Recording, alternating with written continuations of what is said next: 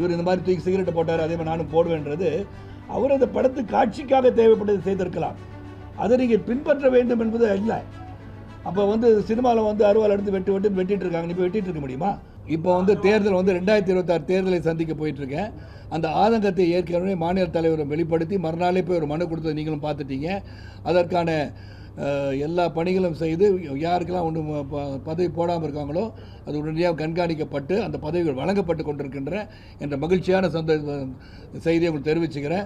அது போக நான் என்ன பண்ணணும், சரத்குமார் எப்படி இருக்கணும், how they want me to be in the national level or the state level, let them decide after 2026.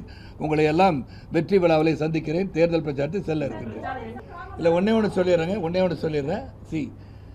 See, don't say that cinema influences people மட்டும் சொல்லிடாதீங்க. Because I'm the industry. ஒரு நிமிஷம் let me complete.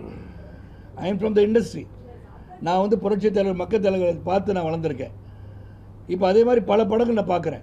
நீங்கள் பலர் செய்வதெல்லாம் பார்க்குறீங்க. சரத்குமார் செய்வதெல்லாம் நீங்கள் செய்வீங்களா? நான் திடீர்னு ஒரு கிணத்துல குதிப்பீங்களா? குதிக்க மாட்டேங்க. ஒரு நிமிஷம் இருங்க. ஒன்ஸ் அகேன் இல்லை.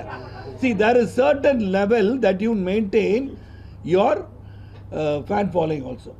எதை பண்ணணும், அறிவு ஆற்றல் திறமையுடன் பேசுறது எடுத்து நல்லதை எடுத்துக்குங்க, தீயவே ஒழிச்சிருங்க. இவர் இந்த மாதிரி தூக்கி சிகரெட்டை போட்டார், அதே மாதிரி நானும் போடுவேன்றது அவர் அந்த படத்து காட்சிக்காக தேவைப்பட்டது செய்திருக்கலாம். அதை நீங்கள் பின்பற்ற வேண்டும் என்பது இல்லை. அப்போ சினிமாவில் அருவாள் எடுத்து வெட்டிட்டு இருக்காங்க. இப்போ வெட்டிட்டு இருக்க முடியுமா? அவர் வெட்டுறார், நான் வெட்டுவேன்னு சொல்கிறது you should use your sense. இதில் தான் நான் சொல்லுவேன். என்னை பொறுத்த வரைக்கும் cinema is an entertainment media. We are that entertain your people. Take the good things out of it, leave the bad things out of it. பிரச்சாரம் நாளைக்கு தொடங்குறதுக்கு வாய்ப்பு இருக்குது. நாளைக்கு நேஷனல் பிரசிடென்ட் மதுரைக்கு வராங்க. சாத்தூர், ராமநாதபுரம் அதை முடிச்சுட்டு நான் சென்னையில் பண்ணிவிட்டு then program will be given by the state president, all the people are concern.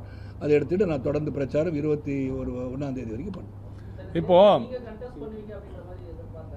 இல்லை, நான் தான் கண்டெஸ்ட் பண்ணலே முதலே சொல்லிட்டேன். அண்ணாமலைஜி அவர்களும் நானும் தேர்தல் களத்தில் நமது இயக்கம் வெற்றி பெறுவதற்கு பாடுபடுவோம்னு சொல்லிட்டோம். முதல்ல நிற்க சொன்னது நிற்கலையே. இப்போது 2 விஷயங்க. ஒன்று, நம்ம நேற்றைய முன்தினம் உங்கள் எல்லாரையும் வச்சுக்கிட்டு மத்திய அமைச்சர் திரு பியூஷ் கோயல் அவர்களை தெளிவாக எல்லாரையும் வைத்துக்கொண்டு 2 நாட்களில் ஊடக மையம், அதாவது மீடியா சென்டர் உண்டு கமலாலயத்தில் உங்களுக்காகவே உருவாக்கப்படும் என்று வாக்குறுதி அளித்தோம். அந்த ஊடக மையம், மீடியா சென்டர் ஆனது இங்கே உருவாகி இருக்கிறது. அது பத்திரிகையாளர்களுக்காக, இன்னும் குறிப்பாக சொல்லணும்னா கேமராமேன்களுக்காகவே உருவாக்கப்பட்ட ஒரு இடம். அதை இன்று பியூஷ் கோயல் அவர்கள் இன்னும் சிறிது நேரத்தில் உங்களுக்காக அதை திறக்கவிருக்கிறார்.